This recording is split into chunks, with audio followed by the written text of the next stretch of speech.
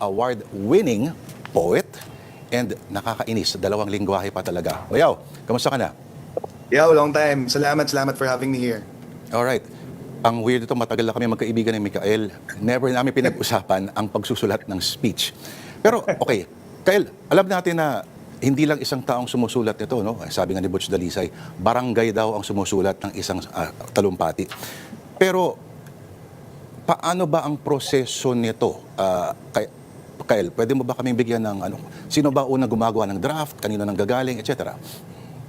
Well, pagtawid pa lang ng Pasko, minsan talaga nagpapalabas na Lord yung comms office yan ng mga memo sa mga department heads, sa mga agencies na magsisimula na tayong mag-craft ng SONA.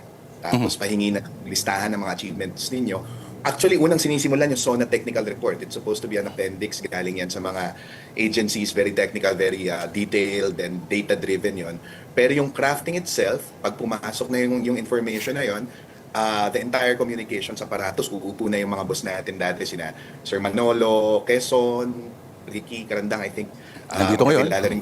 Uupo lahat yan, tapos pag-uusapan na ano yung thematic dito, ano yung titignan. Kasi hindi siya pwedeng maging isang laundry list lang na ililista mo lang.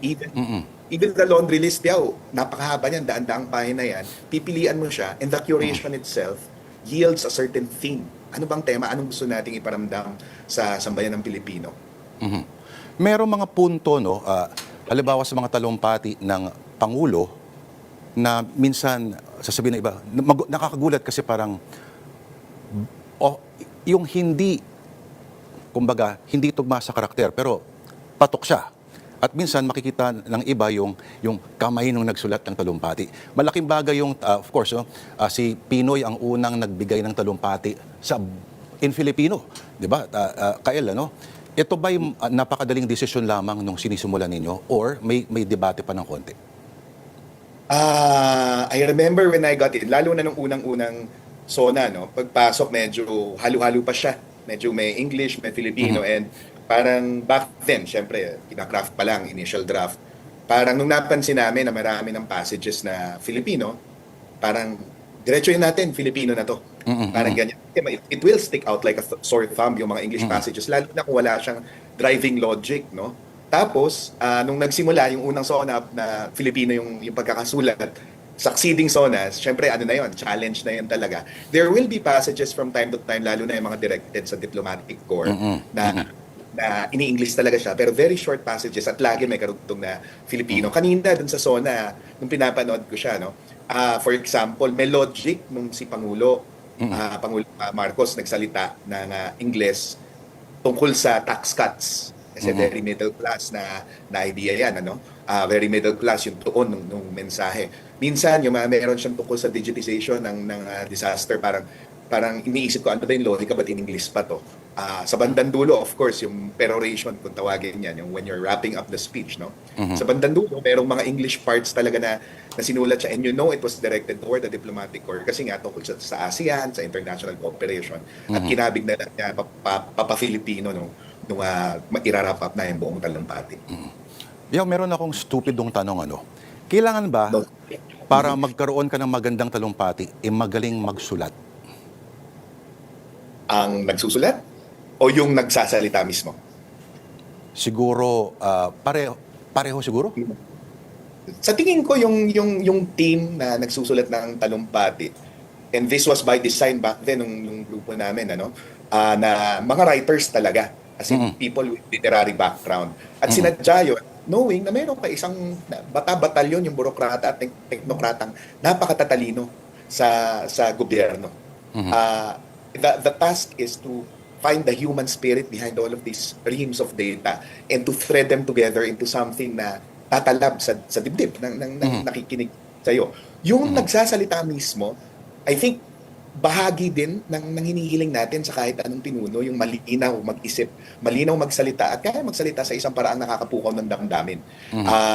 Maraming mga taong ganyan at in varying degrees, yung mga naging pangulo natin, magmula nung nahuso on television, makikita naman natin how good of a rhetorician our past presidents were. But from my own experience, ang malinaw sa akin, si Pangulong Aquino, siya yun, yung sinasabi niya, hindi taliwas dun sa nasa papel. And sa totoo lang, nung sinusulat namin siya, a lot of the time, dinidikta niya, nagre-riff siya ng nagre-riff, and yun na halos yun, tatranscribe lang namin. Wala naman transcriber noon. Naka-type kami, sobrang bilis. And then, much of the time, yung trabaho, linisin, i-structure, i-extend yung mga malalakas na ideas or putulin yung mga idea na hindi na dapat kasama sa talumpati. Bottom line, kung tatanungin parang dapat ba mahusay magsulat? I think ang simpleng sagot, dapat mahusay mag-communicate. Dapat malinaw mag-isip, malinaw magsalita. Ang mga hirit gaya yaw nung Eddie Wow. Parang yun, marami nagulat doon at you can't help but smile at may presidente na ito ba ay may tina-target na audience or wag mo sabihin adlib lang to, Mikael ko. Hindi. Parang yung nung isang taon, nakarang taon, di ba, merong mahihiya naman kayo. Kay Pangulong Aquino dati, merong Eddie Wow. Etong mga to, tina-target ba niya yung audience? Oo. Yung buong talumpati is basically an exercise in targeting the nation as a whole. Ano ba yung sentimientong tatawid sa bawat Pilipino? Ano yung commonality ng sentimiento natin? At ano yung sentimiento mismo nung nagsasalita?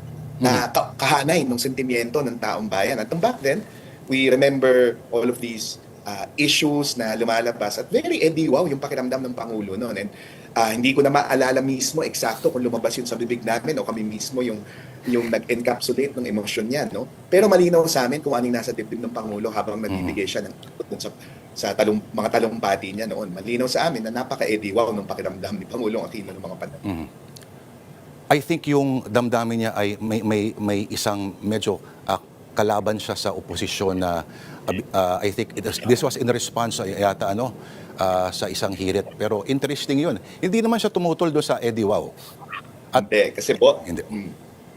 Bottom line, Lord, the principal is always the head speechwriter for himself, and everyone else is basically mga staff, glorified typists, if you may, no? At kung anong lilitaw diyan, lalabas sa bibig niya, napakaraming iteration na pwede siyang tanggalin, na pwedeng magpadagdag.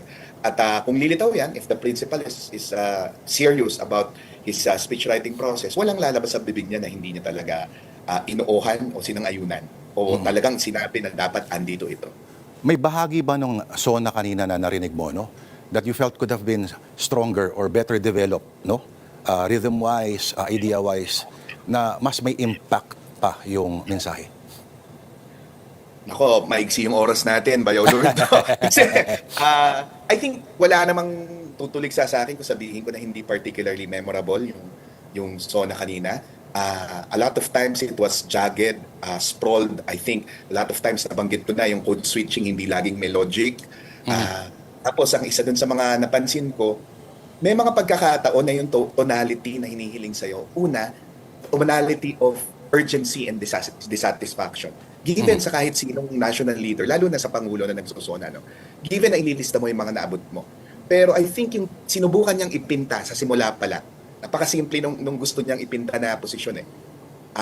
Kaibigan ka pamilya, hindi yan ang kakampi ko. Kayo ang kakampi ko. And then even the curation, Lord, no? Yung curation ng mga pinili niyang achievements, oriented toward the common folk. Pamasahe, lalo na yung simula, no?